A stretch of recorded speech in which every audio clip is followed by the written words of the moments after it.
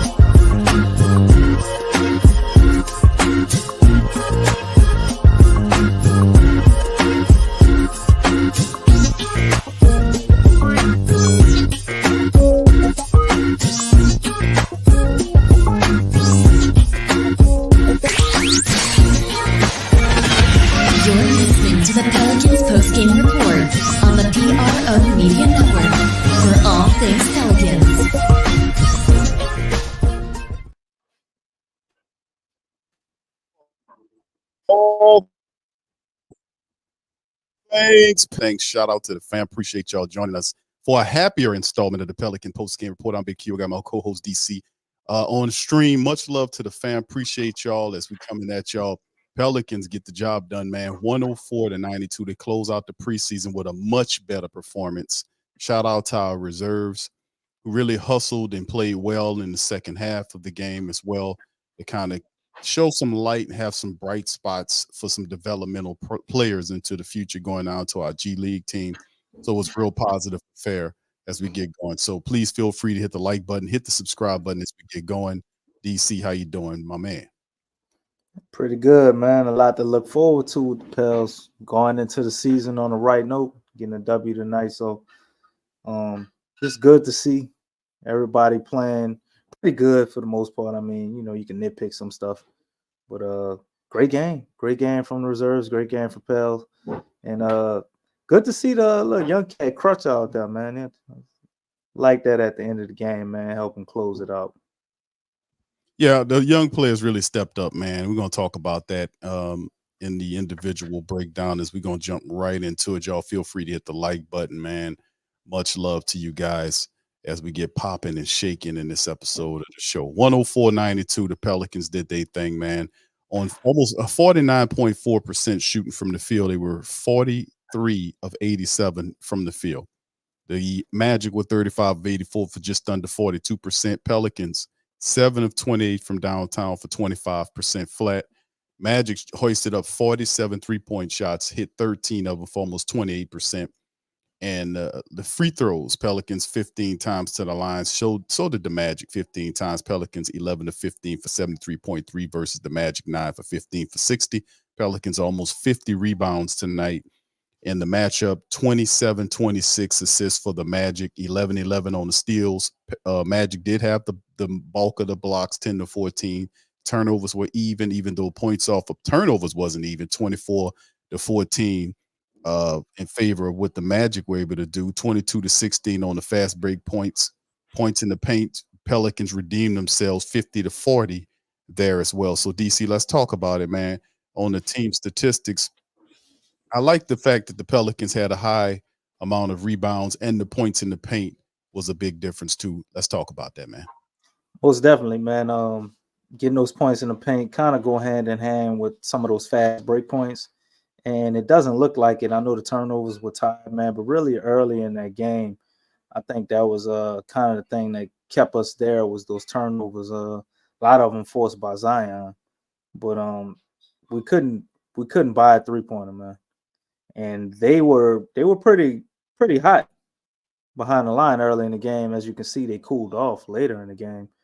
But turnovers, getting those fast break points, 22 of those, and getting in the paint, man, is what got us the W, as well as winning that rebound battle, which, as it goes with the Pels and most NBA teams, man, if you're getting almost 10 more rebounds than other team, man, you're usually going to be able to win that game because all of those are extra possessions.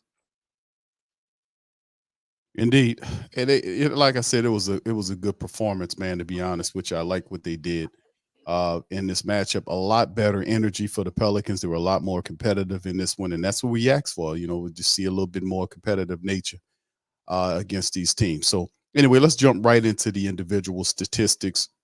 Zion Williamson, he had 16 in 16 minutes, 6 of 8 from the field, 3 boards, 5 steals for the big man, 2 blocks, 3 assists for Zion, 18 for BI in 24 minutes, 8 of 16 from the field, 0 for 1. Both him and Zion, 0 for 1 for downtown, but BI was 2 for 2 from the foul line, 18.6 assists, 4 boards for BI.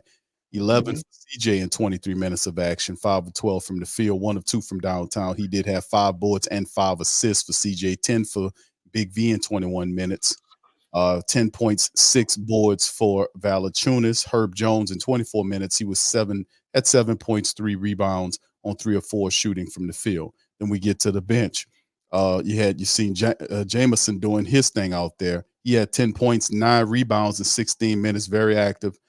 For the reserve, 7 for KLJ in 17 minutes of action, along with 3 assists and a couple of boards. 8 from Crutcher, who put up some with really easy, really the game, really nice stroke to him, played a pretty decent game, man. 8 points from Crutcher in 10 minutes. He was 3 or 4 from the field, hit a couple of 3-pointers, 2 or 3 from downtown, did his thing. 5 from Hill in the game in 9 minutes. He gave him 5 points, DC. Dyson Daniels played a boatload of minutes, 23 minutes. He only had 3 points, 1 of 4 shooting, but did give you 5 boards in a couple of steals. And Jordan Hawkins, the 3-point sharpshooter, not that tonight. 1 of 8 from the field, 1 of 7 from downtown, only 3 points and a couple of boards. So let's just get into it, talk about a few of the guys that kind of stood out. First off, this was Zion's game, man. Zion stood out tremendously. He came out there the first 8 minutes of the game, I believe. Man had 10 points and 4 steals. Like the first 8 minutes. Like he wasn't playing, man. He came in a regular season mode, trying to get things done.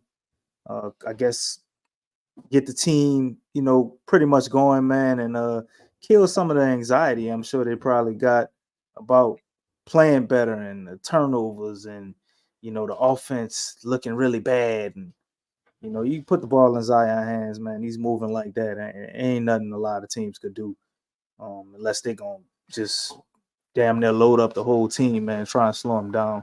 So he kind of set the tone, got everything going, man. Took 8 shots, made 6 of them, 4 for 5 from the free throw line. Gave you 5 steals, 3 assists, 2 blocks. A great defensive game from Zion, and that was a lot of the talk about him being lazy on defense and just, kind of sloppy. He was very sharp tonight and did his thing, man. Alongside Zion, BI also showed up, played more minutes than Zion. Zion did so well, he didn't come out after the second half. He also did, I think, he had a hard foul, and I think he got cut on his face or something. I don't think it's anything serious. He stayed playing after that happened, but maybe with a combination of that and the way he played, they decided to sit him down.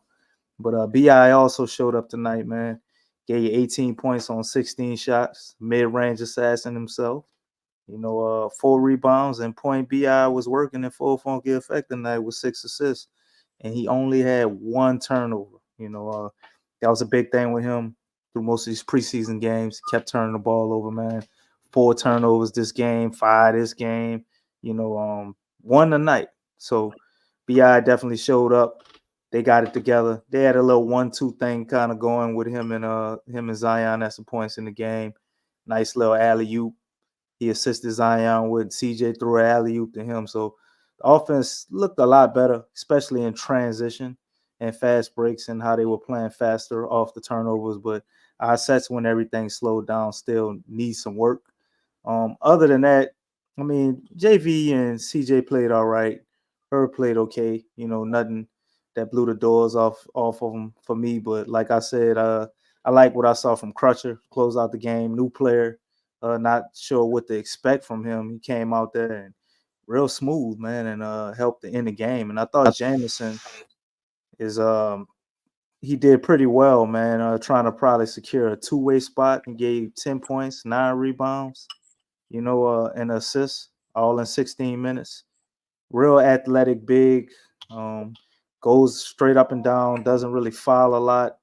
I think he'd be a nice guy to keep around, man. And he showed throughout the whole preseason, man. He stayed consistent, and these are the type of performances, minus the 10 points, that he would have on a nightly basis. So shout out to all them guys, man. Second unit took it home for us, and the offense did enough. Majorly improved over those last 2 games.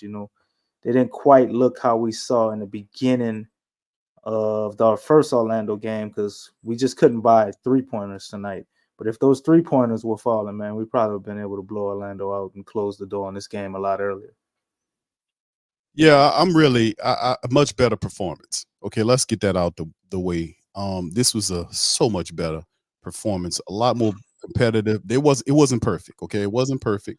Not gonna say it was perfect because it wasn't, but it was so much better. The effort was there.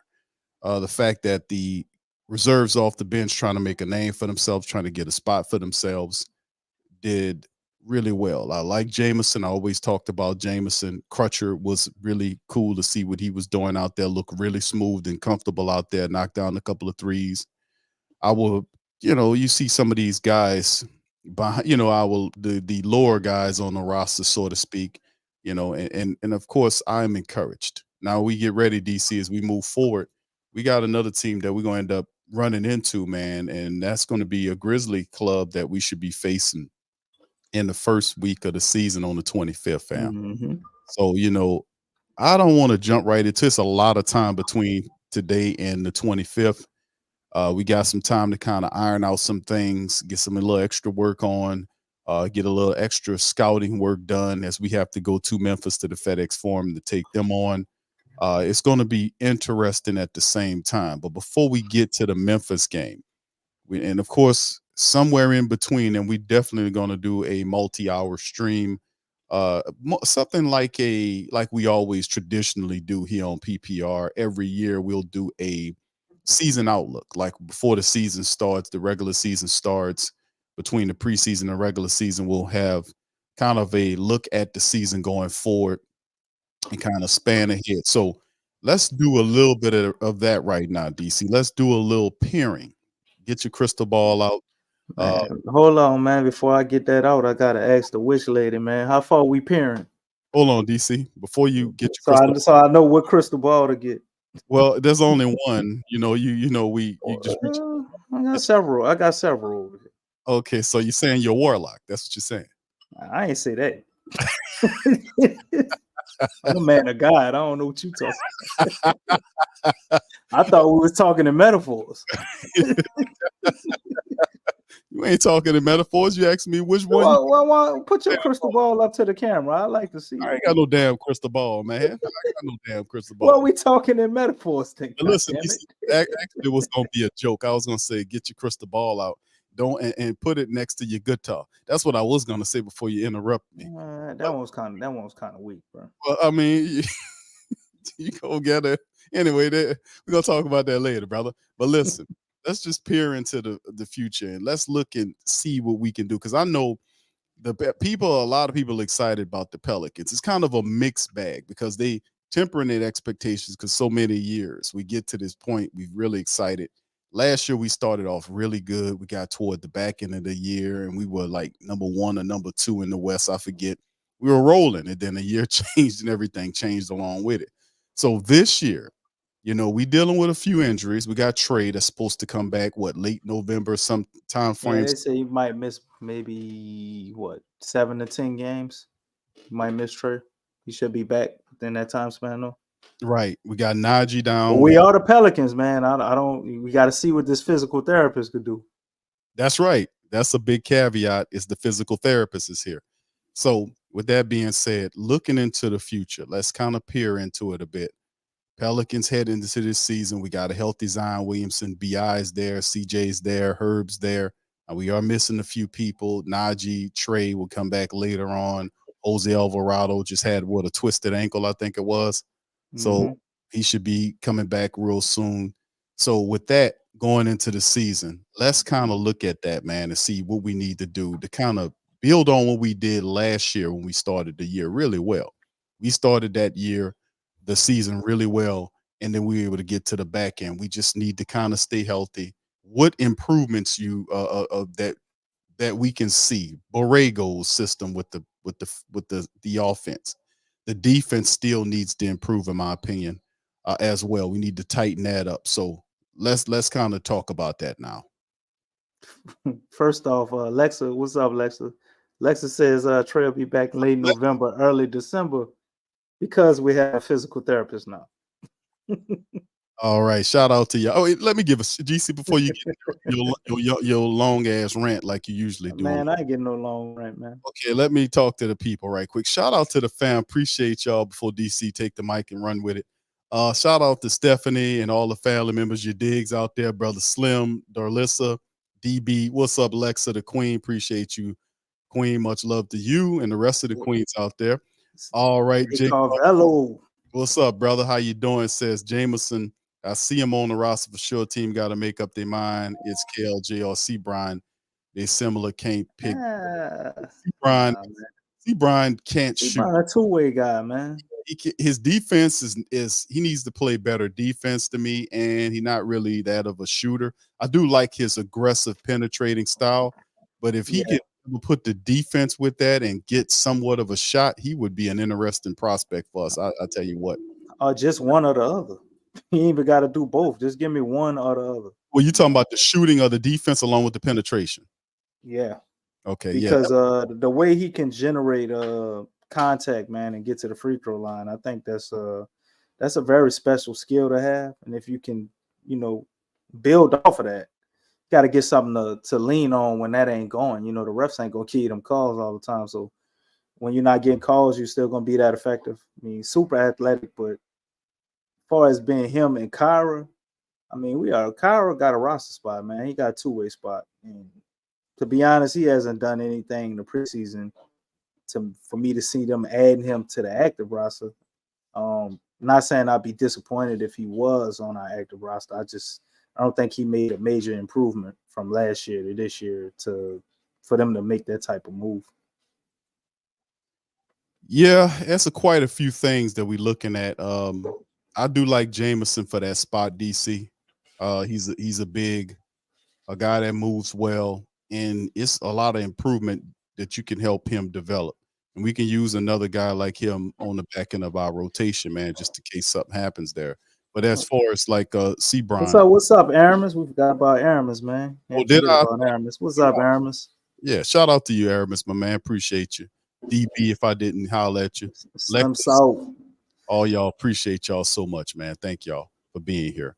DC, I forgot my train of thought. Do you remember what I was saying before you interrupted me?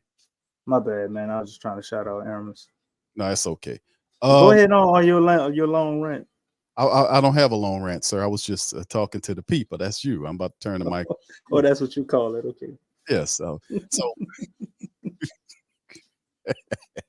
all right. So anyway, before DC so rudely interrupted me, I was greeting the family.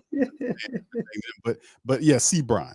So I like C. Brian, but I agree with you. I think C. Brian needs to develop some defense there. If he has the size, He has the aggression. If we can just get that from him from a defensive standpoint, I think he'd be very interesting. KLJ, I still like KLJ. His speed is very eye catching. Like when he pushes the ball, DC gets the ball and push it, boy, that stuff moves fast. And I Man, just that was beautiful right before the half, right? That little play he had, man, got right down the court in 4 seconds, man, got a layup. That's fast. crazy. That's what I'm saying. There is no faster player on the teams that could push the ball like KLJ. And I just wish they'd figure a way to get him in there. Could you imagine, DC, if we had a point guard like KLJ to help push or facilitate the offense to push the ball down the field to get from one end to the other? I just wonder, he's so fast. I Yeah. just wish we could be able to take advantage of his speed. But ultimately, I know they're looking to try to move him or get him up out of there. But I know we got Jose, who's also very aggressive.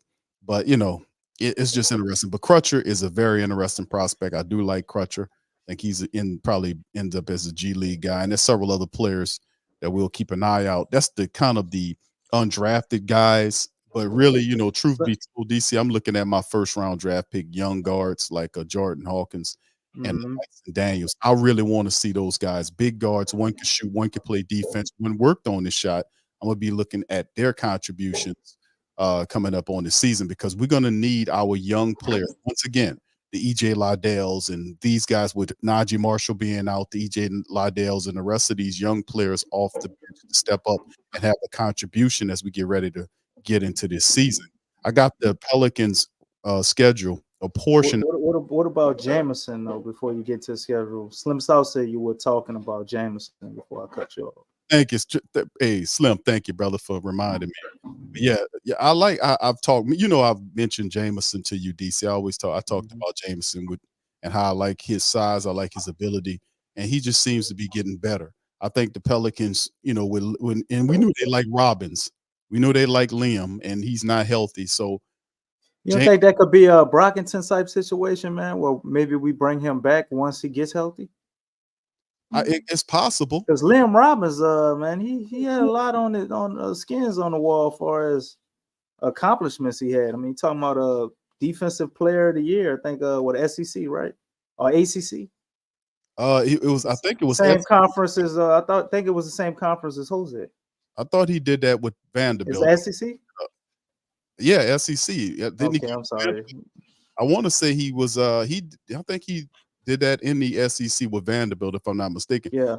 Pelicans like him a lot, DC, because he's a big, he's a skilled big that doesn't move like a big. He has, he plays really good defense. He has a good temperament, and they are really interested in the man. But the problem is he's not available.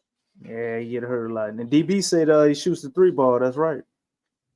Yeah, that's right too. That's a part of his game too. But a part of his game that we really need to see is the availability aspect of it, and it's simply not there. That's why Jameson is here. That's why we're talking about Jameson now, because he is here and he's taking advantage of those reps that he's getting, where Robbins would have probably been ahead of him on the roster. So yeah, I think definitely, DC, I think Jameson has a future with the Pelicans. He might end up in the G League and has to develop a bit, but I do like the fact that he's what is he, 6'10", 250 plus, big, that can move around and do some positive things. So yeah, I like him a lot. He's a true center, man. Right. The family asking about EJ Liddell though. They want to know what we think about EJ Liddell. First off, I'll say I think the brother's awesome. I like EJ Liddell. I think he's I guess what you would call a small ball center, or a guy who can play some 5, 4, and 3, kind of similar to Larry Nance, kind of that same type of mold. He's just a more evolved version of that. He's young, so he still has some things to learn. He is coming back from an injury, so I think for him to have a major role at this time, it's not really going to be that. But I definitely think he's our guy who's that next man up when we have some injuries.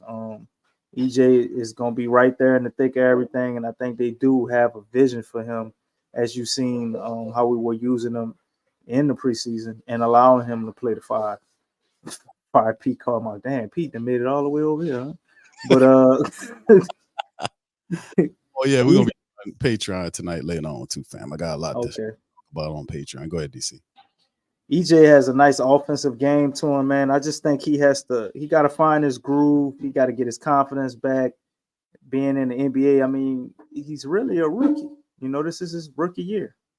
So I wouldn't expect a whole hell of a lot out of him, but I could definitely see him getting some minutes. And if they did lean further in that direction with him, I wouldn't be mad either. My only thing with EJ is you got him at the 5, man. When you face those real centers, like some of those big guys, I don't know how we contend with that. If we're trying to do all this stuff to get Jonas off the floor, point Zion and Zion at the 5 and all of this. I don't know how all of that will work, but we're gonna find out, because the whole theory, you know, that Willie Green and Jared Collins have is, you know, if you got guys that are great on the perimeter, there ain't nobody who getting to the layup line for you to have to worry about rim protection. And doing that last year primarily, I mean, we were the 6th ranked defense, so with guys that are, I guess, more equipped to be small ball guys, I think maybe we can make it work. And we damn sure gonna find out this year, because Willie Green is dead set to me on having a lot of these small ball lineups. We definitely gonna see it. Some of them I like too, like with Dyson and Herb out there and Hawk. I don't think you can go wrong with those guys in any lineup, or EJ Liddell. Yeah, some of the family members is asking about Jameson DB. Yeah, he is 6'11", 260. So I guess, you know, there you go. He does have good size on him. Big dude. Yeah, he can move around too. He ain't a big stiff plodding big, like a big Val. And that's the thing. Like, I understand what Coach Willie doing, having guys like EJ Liddell or Larry Nance to play the 5. Moving around to keep the rotations fast, but you're gonna have these long teams that you're gonna play on certain nights, and you have to adjust to them. I mean, and that's why having a guy like a Trey Jameson or a big that can actually move would help us. Like you see, and I don't know, Orlando is a very strange team. DC, they're a young team. They got loaded with talent, man. They got a lot of talent over there, bro. I mean, I forgot about Isaac. I forgot a lot of talent over there, bro. Right. It's ridiculous. Ridiculous how much they got. They got you over there. They got Markel Fultz over there.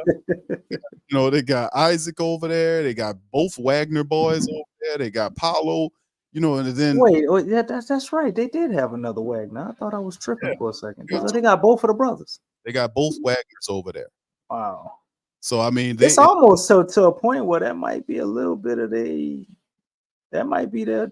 their con, you know what I'm saying? Their Achilles heel, man.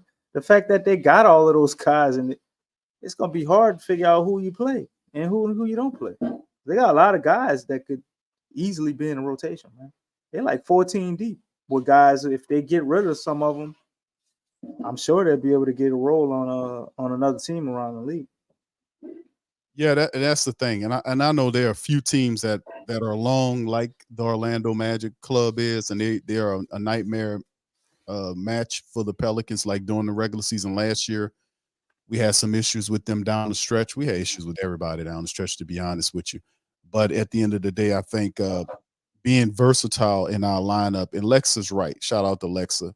She's saying about shooting. Shooting is still a concern. Some of the family members asked about Kaiser Gates and his role and what he could bring to the team as well. So, I mean, some of these things, you know, we're just going to have to see how it works out, because we do have a lot of interesting prospects on the back end of that roster. And, you know, Willie, does Willie change enough to allow some of these guys, DC, to get some burn, man?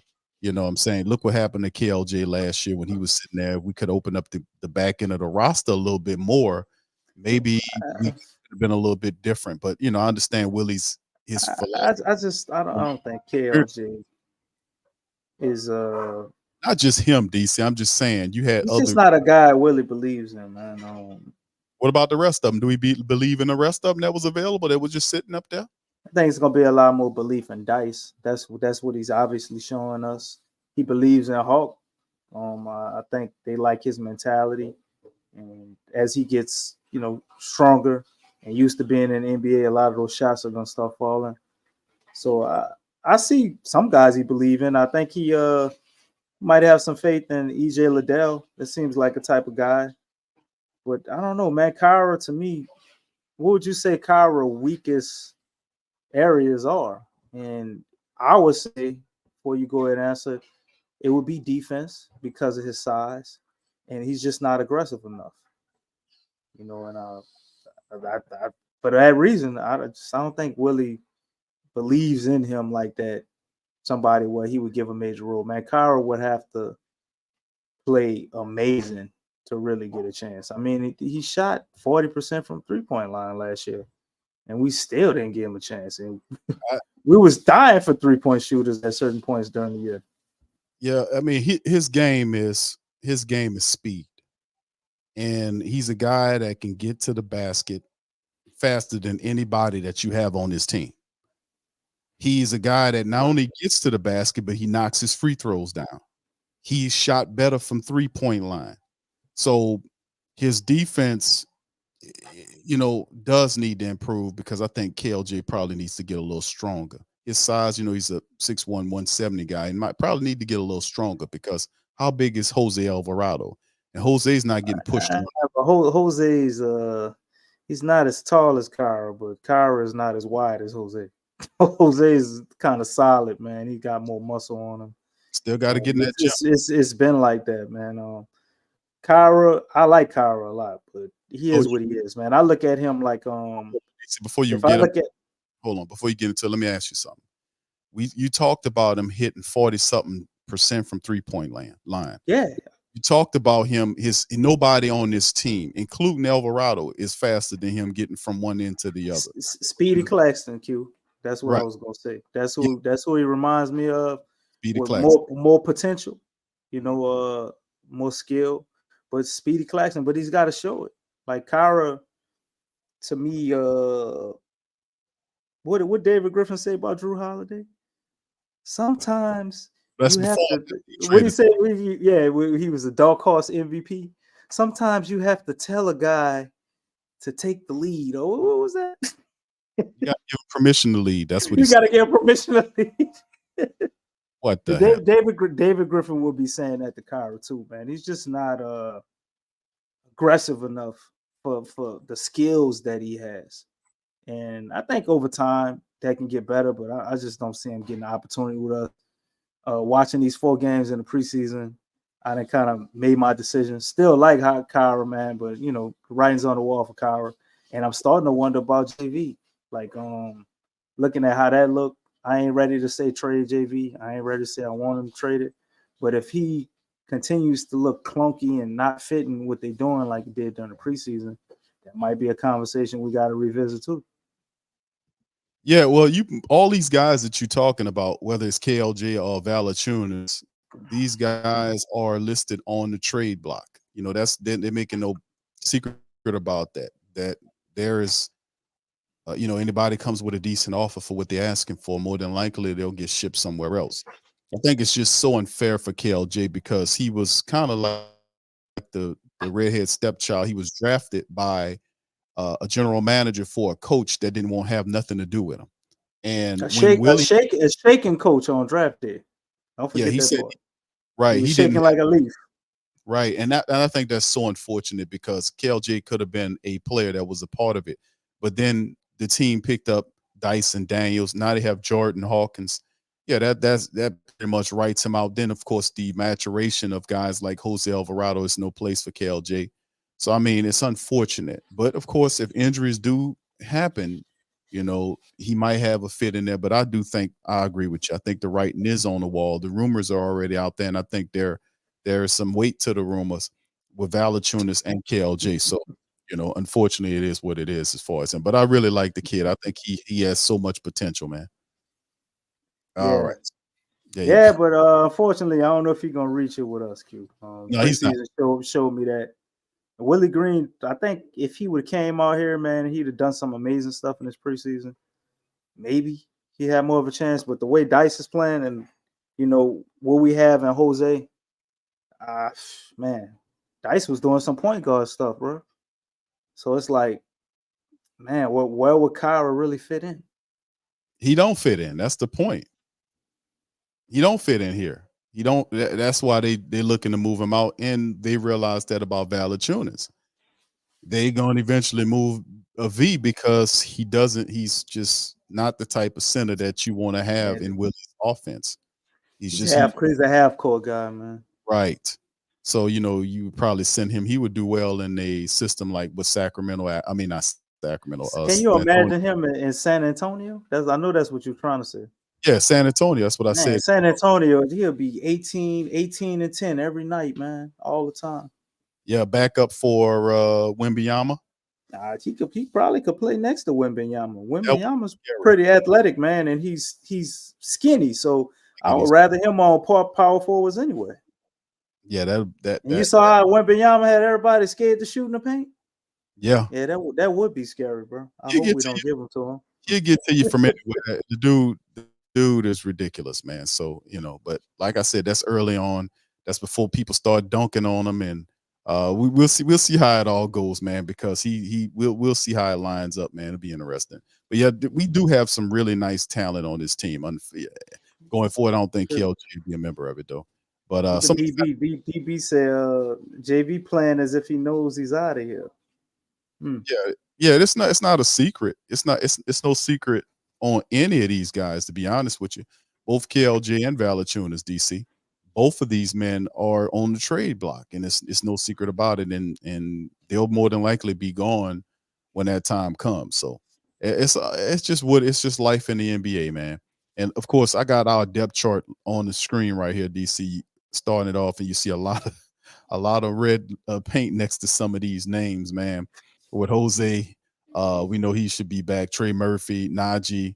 You see Larry got double D's next to his name. Zeller has double. What's wrong with Zeller? What's going on with him? Back. Oh, he got a back issue. Okay, all right. I didn't pay attention. Yeah, that take a while to get right, bro. Yeah, and plus he old and he got a back issue. You say you old. Old with a back issue, that's not good, DC. That ain't good at all, brother. But anyway, it's great when you get paid millions of dollars. You got people rubbing on it and working on it all the time. Beautiful thing. Yeah, Cody Zeller is 31, right? 6'11", 240. Back didn't play in Tuesday matchup. Yeah, so it'd be interesting. Get him. All right, so anyway, let's peer into the Pelican schedule, DC. This is the first month, almost 2 months worth of games, right? Well, a month and a half of games, and not even a month and a half. October and late November action here. Now, I don't want to get into the entire schedule. I don't want to force us to make these predictions on how many games the Pelicans are going to win this year. I'm gonna let the faithful. So we following the Willie Green template. We just gonna do 10 to 20 games at a time. Now we can do the whole damn thing. But what I'm saying is, I'm not picking no amount of games. I'm not doing that this year. I'll let you and the family do it, man. So y'all put in the chat, family. Y'all put in the chat how many games you think the Pelicans gonna win. I think last year me and you picked. I don't remember. Get it to the fam, man. If you standing on that, I'm gonna roll in that direction too.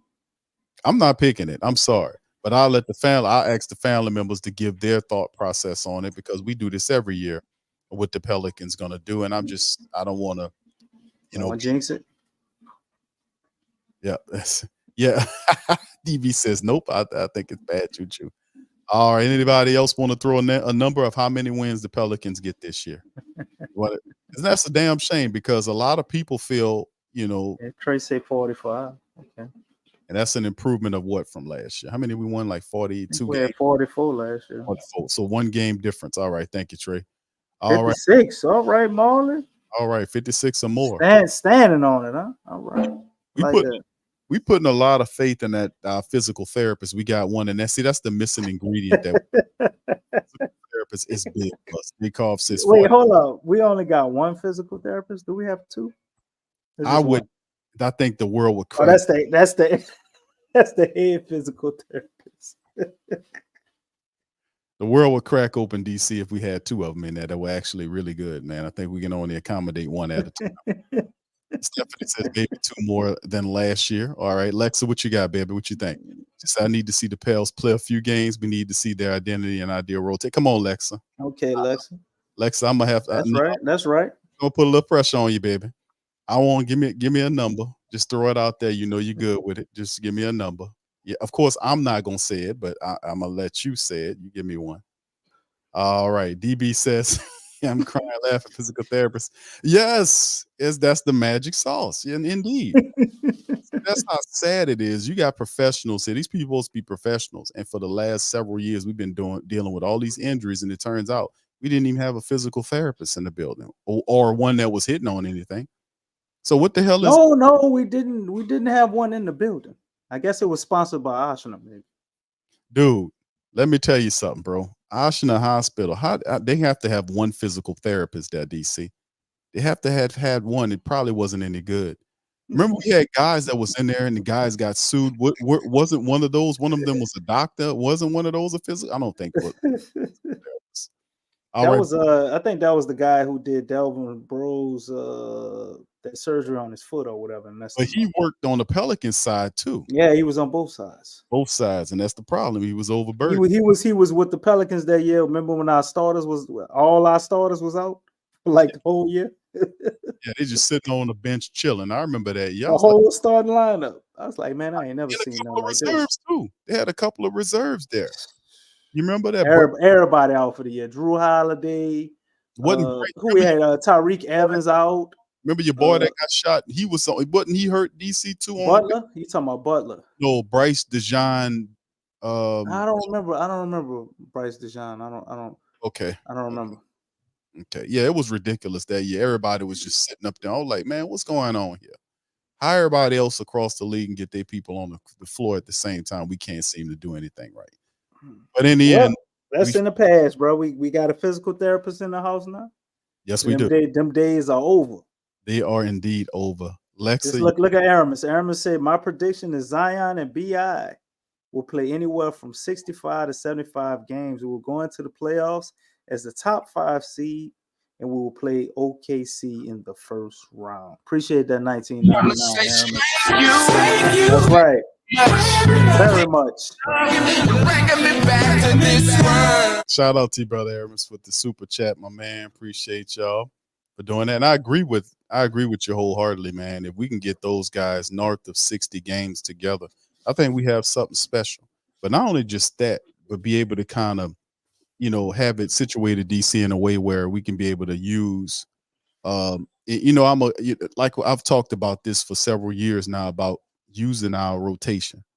It's not doing too much of the 8-man rotation, putting extra pressure on our guys. We want to make sure that we kind of spread out the minutes as effectively as we possibly can to make sure everybody get the proper amount of rest, and make sure our bench contributes to our success. DC, we need our bench to help out our starters, bro.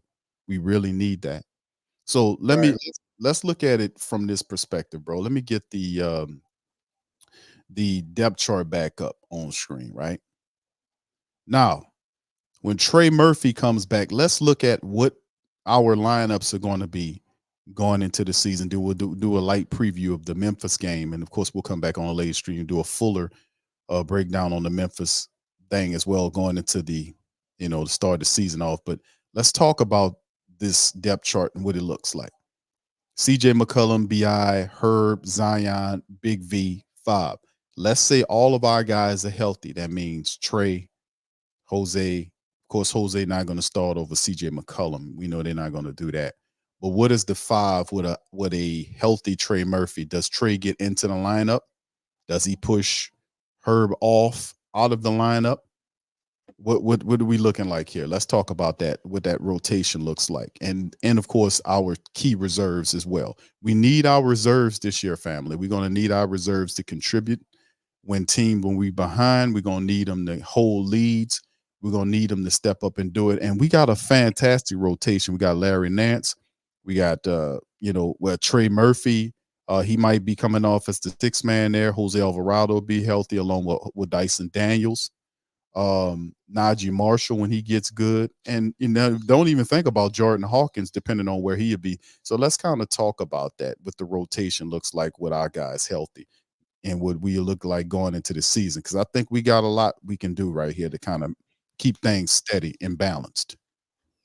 Yeah, man, we definitely got a lot we can do. But just to touch on the first question you asked, no, Trey is not going to kick Herb out of the starting lineup. I don't see it because we want to go point Zion. JV at this point is not showing consistent, stable growth in this offense defensively. And I mean, this in the team defensively and all the offense either. I guess I could say that, but he's not that bad offensively. He's just a fit with everybody else, kind of clunky.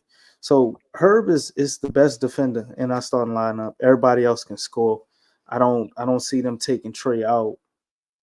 I mean, taking him out to put Trey in. But what I do see, I think down the stretch, the Pelicans are as smart as I think they are, and James Borrego's probably done cooked up some stuff. I think we're gonna see some interesting lineups to close out the game. I think Trey Murphy definitely gonna be closing games this year when he gets back up to speed from his injury and get back in the form. Yeah, I think Trey may be closing games. Herb can be in and out of the alignment, in and out of the lineup for a bunch of guys, or we may close out the game with Zion at the 5. Maybe that's the secret sauce. Q. JV come out and you put Trey in.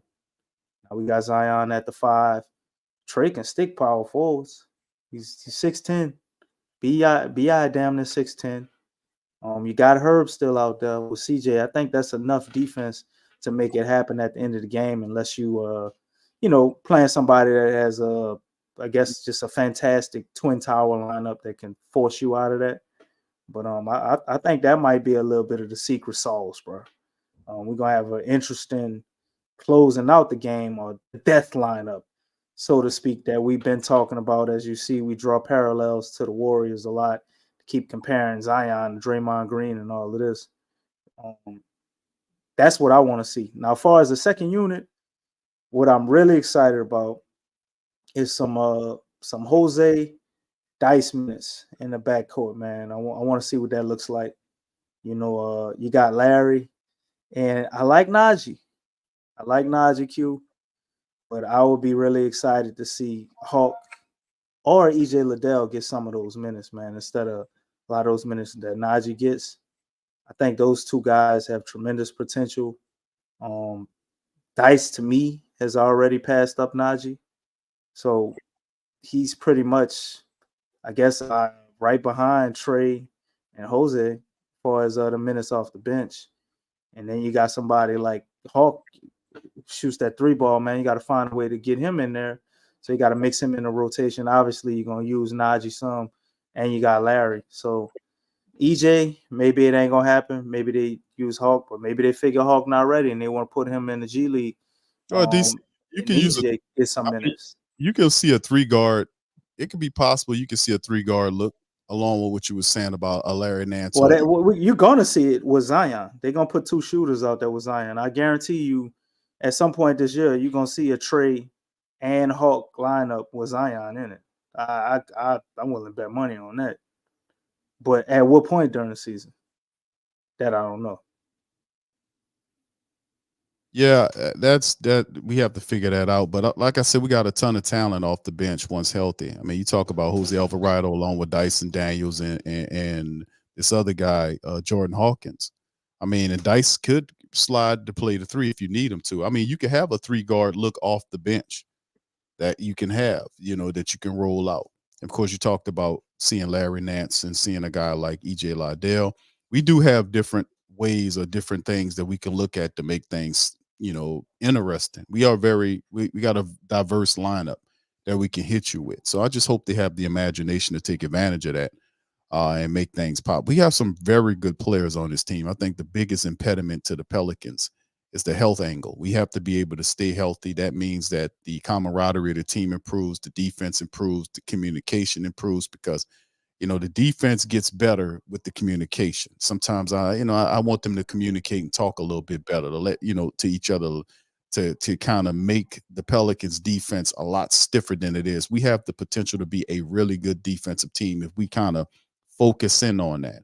I know we paying attention to the aspect of the offense, but really I want us to kind of sink in defensively We need to be a lot better defensive team, in my estimation, if we're going to take that next step or a step period and get to the playoffs to be able to challenge some of these other complete teams when their offenses start breaking down. That defense holds together to force turnovers and get things going that way. So, let me ask you something, man. Do you think that more efficient, better offense can in turn help the defense? Because I counted at least, I think we had like 4 or 5 just give me layups, close shots that we just missed, man.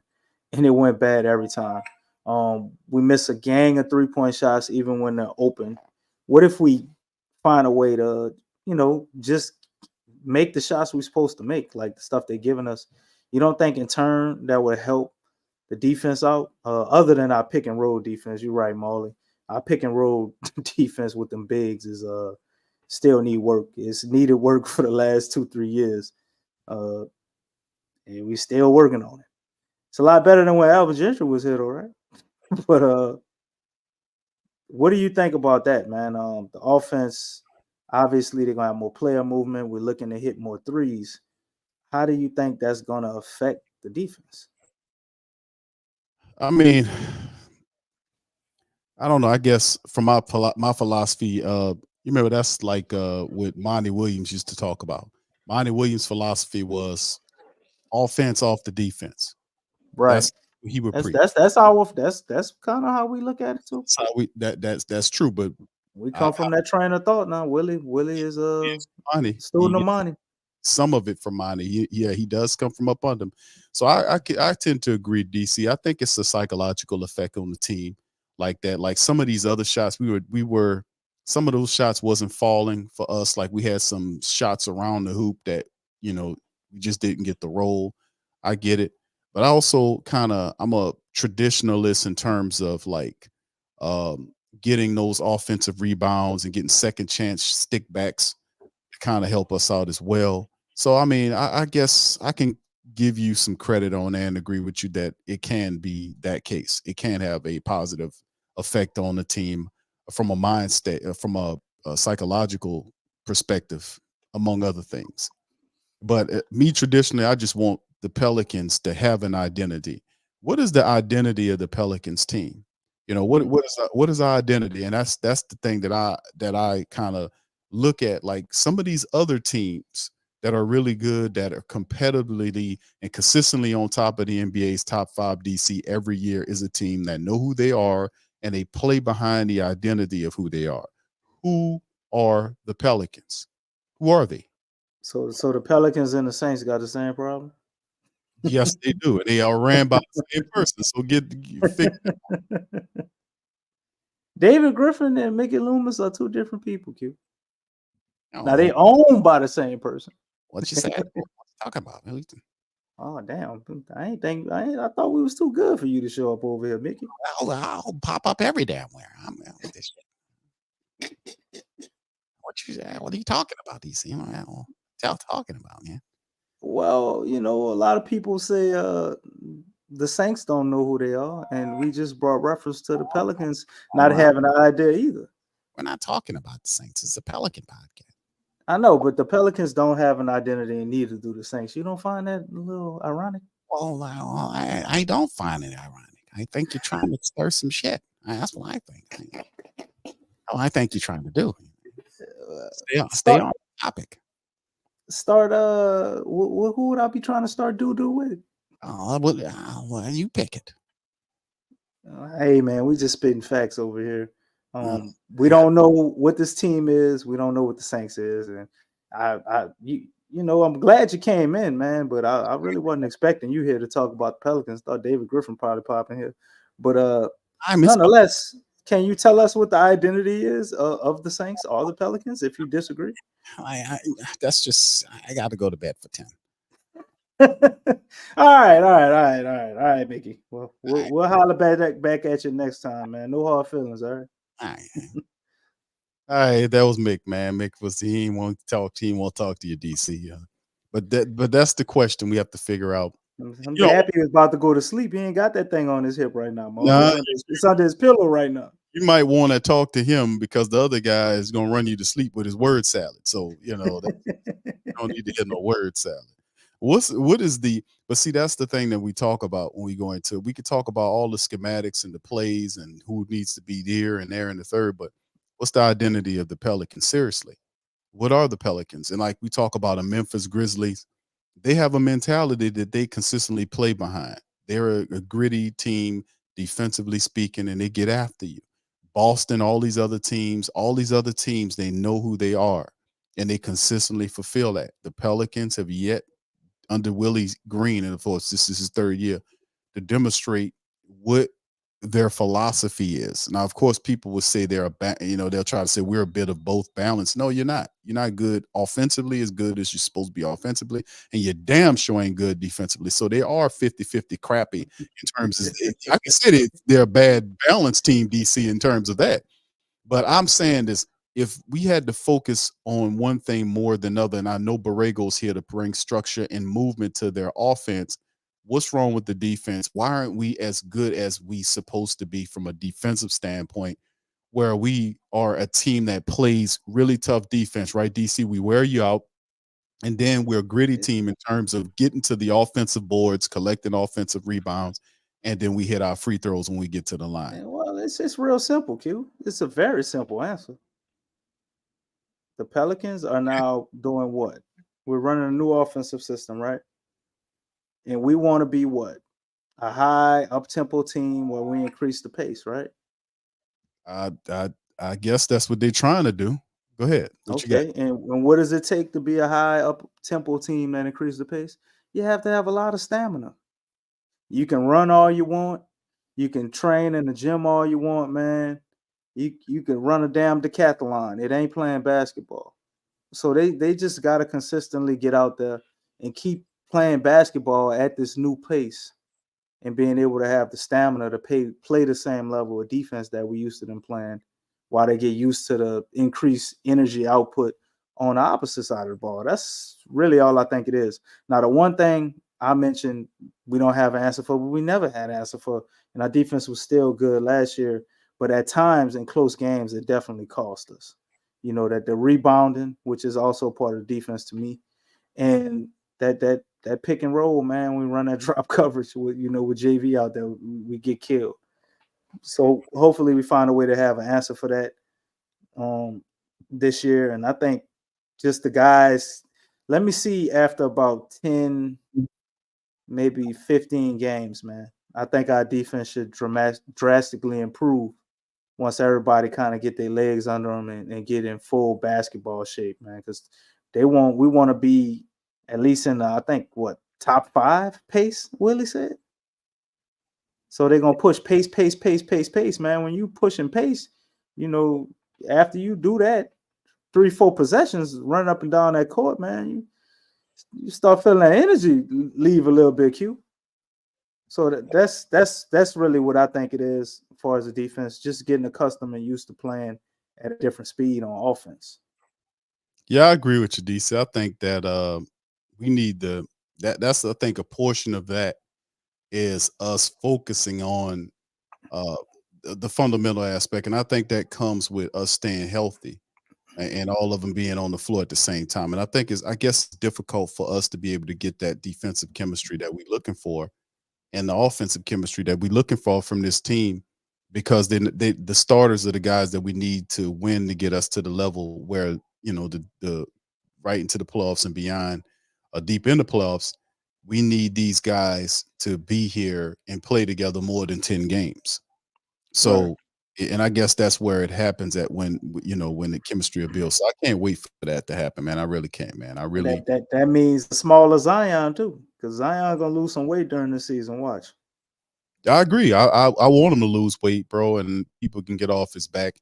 He can show some stuff because he had some really phenomenal numbers last year, man. Before all that stuff happened to him, and he left and then never came back.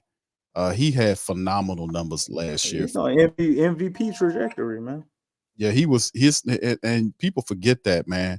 Look at those numbers from last year, DC, the kid had before he got hurt, man.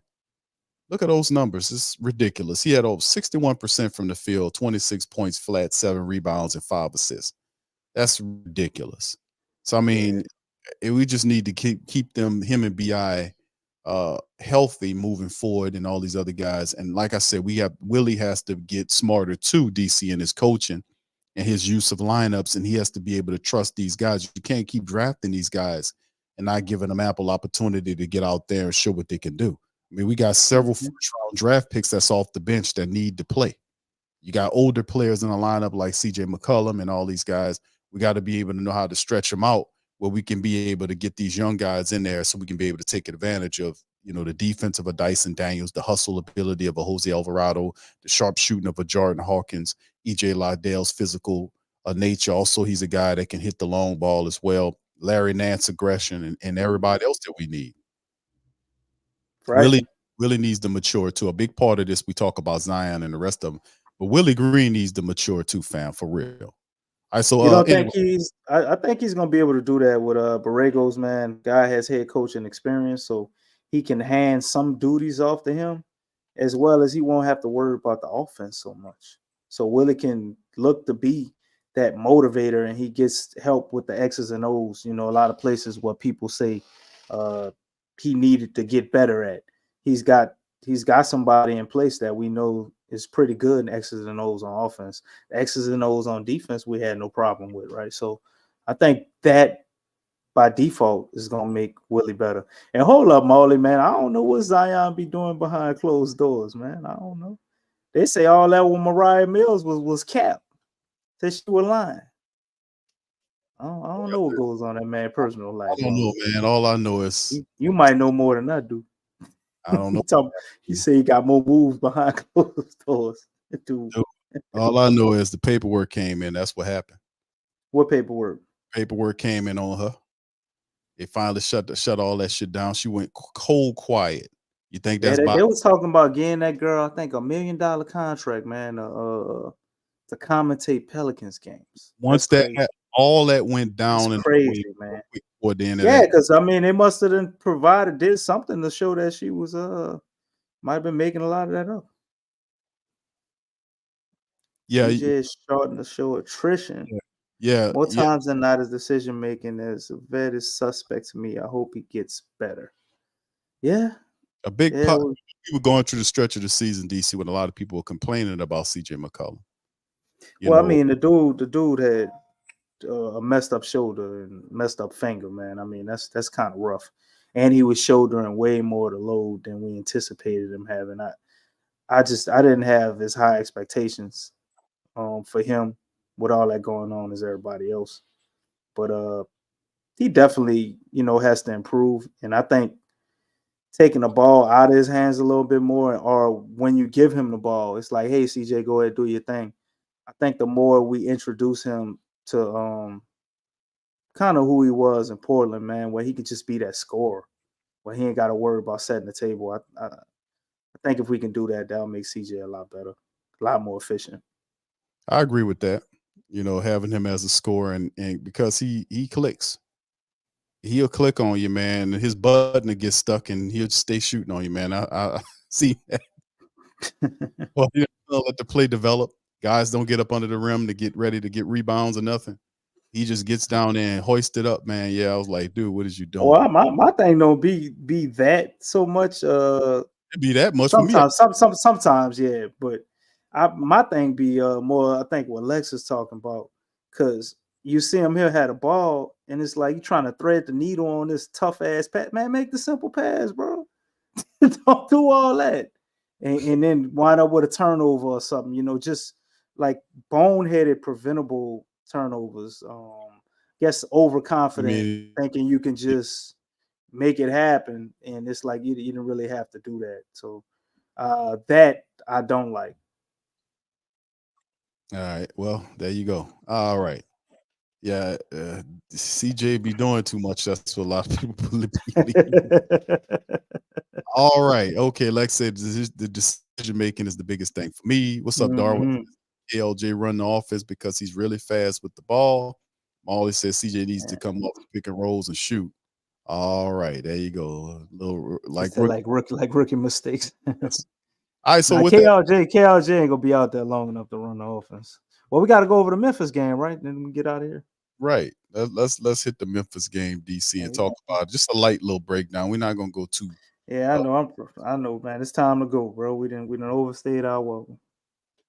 Well, I think the family members want to talk to us. I mean, they might be mad at you, but I know they happy with me, so we can just do this right quick. Go Is over. that like an oxymoron? You say the family want to talk to us, but they mad at you and happy. Wait, they You, happy with you, but mad at me. you're Man, thinking too hard. you ain't making no sense, man. You're talking a little too hard there, brother. You're thinking about it a little too hard. Let's just go ahead on and hit this out, Big brother. Q finally getting sleepy. You ain't making no sense. Come on, let's do this Memphis game, man. Get out of here. I'm finally getting sleepy, brother. Is that what you're talking about? We good. It took years. It took years. It took 10 years.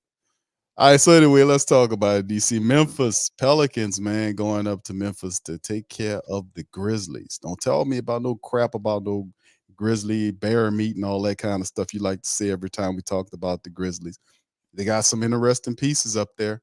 I don't know if Smart and these guys are going to be ready to go, but they do have Smart and Derrick Rose until they get their star back. Desmond Bain is still there.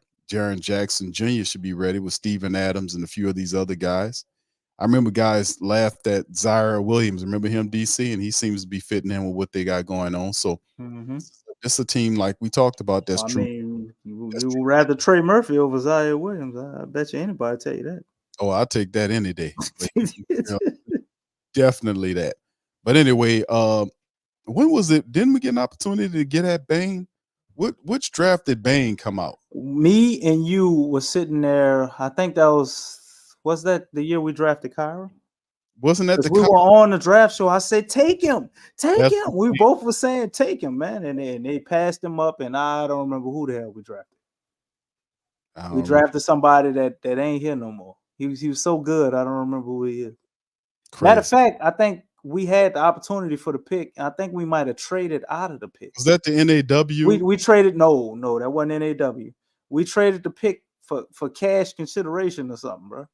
And we could have drafted Bain. Like the dude shoots. I'm looking at his profile. I'm like, man, draft this dude. Yeah, Bain was with Zion and BI. It's gonna be kind of hard for him to not be good. Draft him.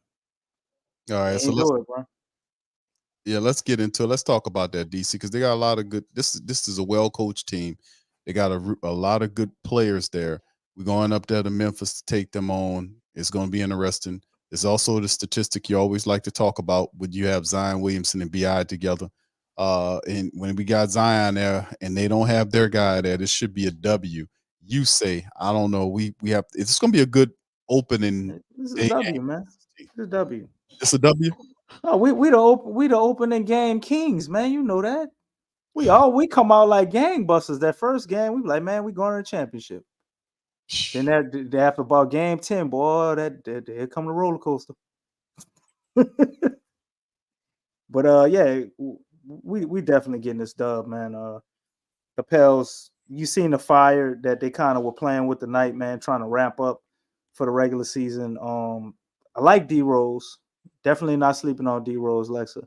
But this is his first game with Memphis. Still trying to find that chemistry with new teammates.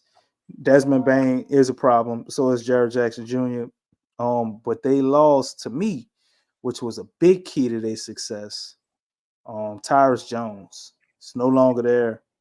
I think Marcus Smart can probably fill some of that role of being a good point guard, especially when Jai's not there.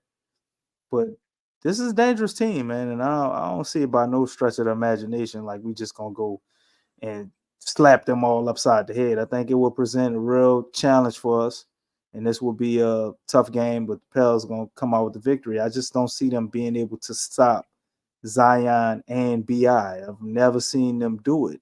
It's always one or the other. We've never played Memphis with both of our guys, especially with CJ and all of that, and really came out, getting manhandled. So if everybody's healthy, man, this is a W. Yeah, them losing Tyus was that's big, bro. But they do still have a lot of talent over there. That Kenny Lofton Jr. kid is a player for him too. That big that they got there. They picked up out of the G League. They got a hell of a pickup with him. But yeah, this is a gritty team with a lot of defense. They're going to attack us, and it's going to be a fun game to watch to open up when we finally face them on opening day. What a hell of an opening day game to have against the Memphis Grizzlies, man. You know, that's going to be a phenomenal game, and I'm looking forward to it, man. And I know the Pelicans going to be fired up. The games actually count now. They're going to be looking to put a positive spin on the start of the season, something we can build on, and perhaps if we're fortunate enough, we can get a couple of wins early on and kind of mount a streak to kind of gain a little separation between the wins and the loss columns. That'll be cool to see. It's gonna be awesome to see that game happen, man. But we'll see how it all shakes. Lexus thinks she said, I think everyone will do that, similar to Giannis. Zion knows how to slip in between defense and put pressure on them. If the Pels are playing the right way and what they're capable of doing, Pels should win. Should is the operative word right there. Aaron said, I think the most successful teams do that where the Bucks and the Jazz gave us problems with Jack and the Beanstalks. All right, thank you. Carlton says, hope Jose is back by then. And Slim says, we just have to come with intensity too. Yes, all of those are great comments, man. Pelicans have to represent. They got to handle the business against this Grizzly club. It's going to be fun, man. That's all. I'm looking forward to it because the games actually mean something now. They mean something. So anyway, with that being said, DC, let's get ready to get out on that, man. I appreciate all the family members for chiming in on this episode of the Pelican Postgame Report. It's a very happy Pelican Postgame Report. Pels finished. They got a win in preseason. They had a much better effort game. They did a really good job. They were able to get the win and carry a win, even though it doesn't count. The winning feeling does count into the regular season against this said Memphis Grizzly team. We'll be there to talk about it. We'll be back before this game, and we'll have a kind of we do this every year, like a start of the year season. We'll look and peer at the schedule. We'll look at everything, and then we'll kind of open up the lines, and we'll talk to the family members. It'll be the first show that we well known for having all the great debates we talk about as with the Pelican stuff. We'll do all that in between here and the game.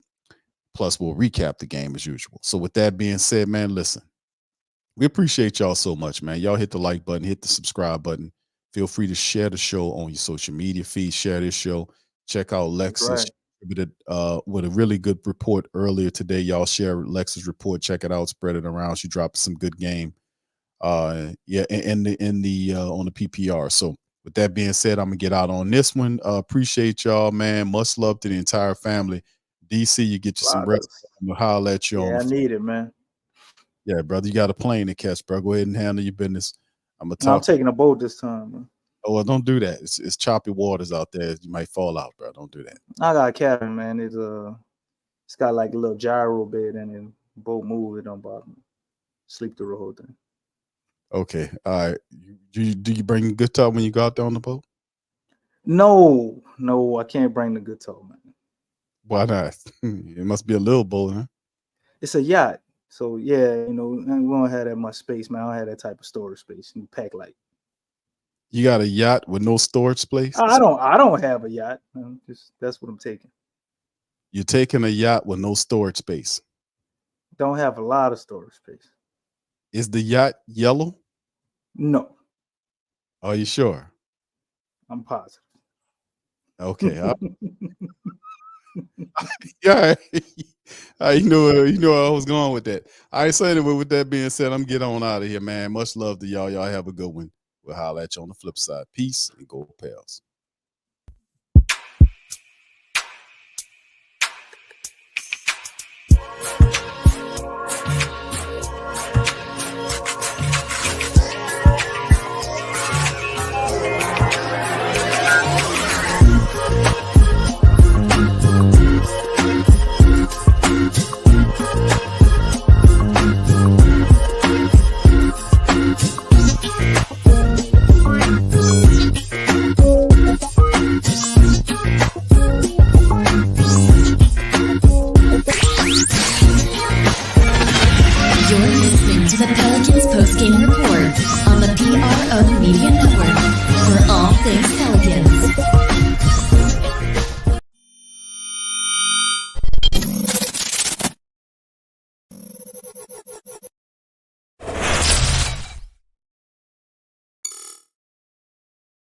TheWhoThatDaily.com. That's right, TheWhoThatDaily.com. Your one-stop shop for everything New Orleans Saints, New Orleans Pelicans, LSU Tigers, even the top flight boxing news. So if you're a Who That and you're looking for a place to stay up on your team, TheWhoThatDaily.com is your site. TheWhoThatDaily.com for the sport Who That in all of us.